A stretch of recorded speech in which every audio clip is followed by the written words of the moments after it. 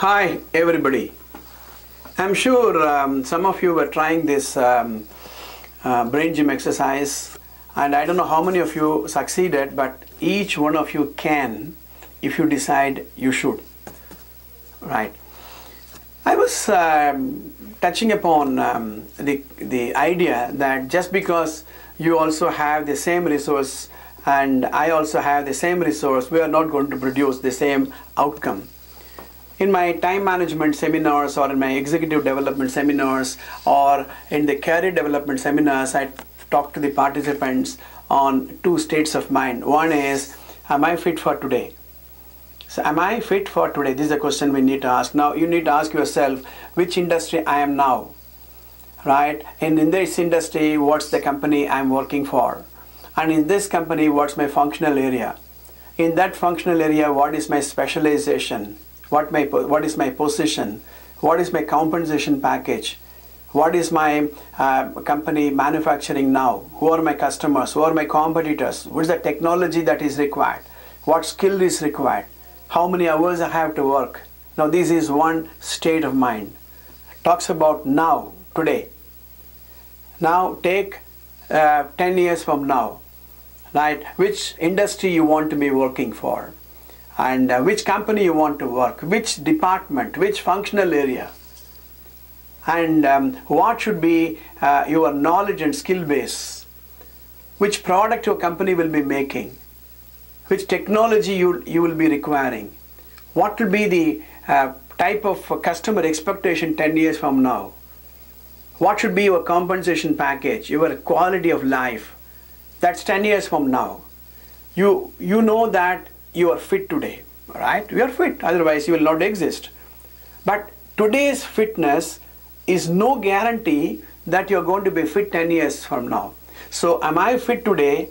Am I ready for tomorrow? Am I getting ready for tomorrow is very, very, very important. This is the transition we need to accomplish. That's why the relevance of skill becomes important. That's why the knowledge acquisition becomes important. That's why the mind, the intellect, the brain becomes very, very important. That's why the controlling our activities, discipline becomes important. Now, sometime since I have told you a story, I thought this is high time I should tell you a very exciting story, and which motivated me, which excited me. I'm going to talk about a boy who lost his father at the age of 6. He had to take care of his 3-year-old brother and a baby sister. And the mother had to go and work. So this boy, the 6-year-old boy, had to take care of his baby sister and baby brother. At 7, he had to learn cooking out of necessity. By the age of 10, he became a good cook. And he had to obviously earn.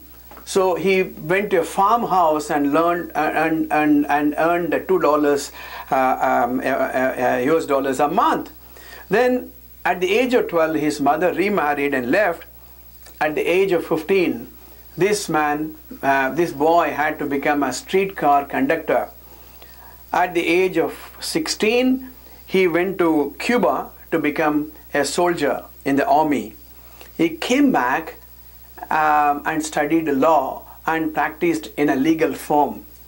At the age of 40, he went back to what he learned when he was a small boy and started cooking for hungry travelers who passed that side.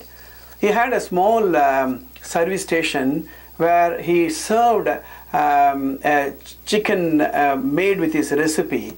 And he had researched and he had a taste for cooking, and he started serving, and that chicken became very popular. Slowly the product became popular, and he placed a small restaurant with about 150 seats, and he started serving to his passerbys, the travelers. He was very happy.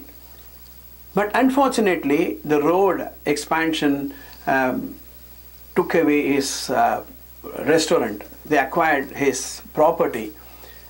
And he started living on what shall I say, the welfare doles, $100 a month.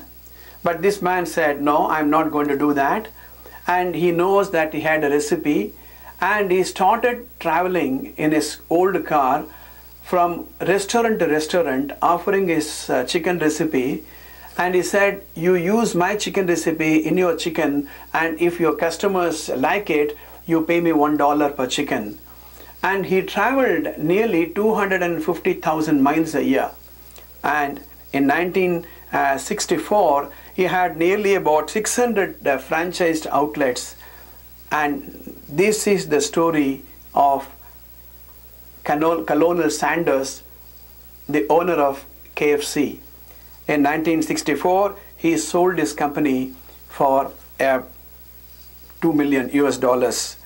Now, his chicken is being sold in more than 82 countries, and per day 2 billion chickens are being sold with his recipe. Now, why I gave you this story?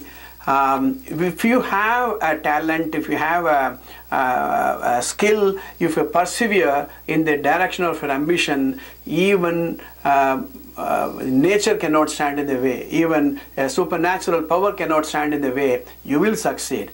What you need is a skill. I'm going to give you an interesting matrix. Now, let's say that you have a job which is very, very difficult, or you have a job which is very, very easy, right? What makes the job easy and what makes the job difficult?